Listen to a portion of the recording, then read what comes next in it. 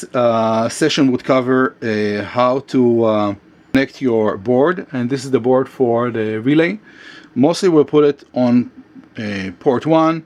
If in case you do have an accessibility request that you have to have for another board, as you see here, this is the board. You'll connect the other one here on this port here, and this one would give you basically the option for accessibility. The way that the system would work is like that. The first board that is attached here will get the first signal, open the door strike. Second one would open for you the power door, so it would be a split of a second or a second in between the two of them. So this one would get open first, and the other one would get open second, giving you the chance so the door will not get stuck in the door strike as it's closed. Again, the way that we have it is like that. Port 1, port 2, port 3, port 4, port 5, and this is the dip switches that we have here. This one here would be your door closer, so if in case you have your enclosure set up, you put your two termination wires over here, that this would give you the option for temporary option on the board. So if in case someone is opening the case, you'll get a notification on the system. The panel here would give you the option to connect a serial connection.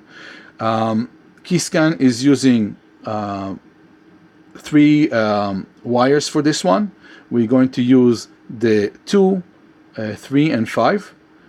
These ones would give you the termination for the connection that you have here. If you have any issues with that, you can go over to you can refer over to the termination block to see where is the location for that.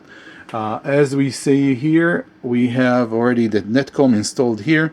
It's pretty simple to do the installation for it. Take all the screws off. Make sure that before you're taking off the screws, take off the power. You'll have the module for the netcom. Just plug it in, put all of those wires, replug back again over your power, and then your netcom would have the 2 lights here coming up.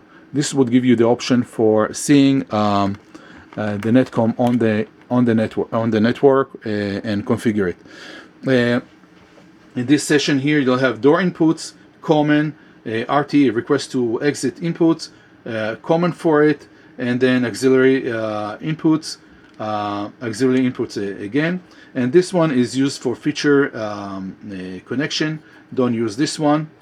The next one that we have here, those are ports that can be attached over for more car readers that you have. So here we'll go over to the top here.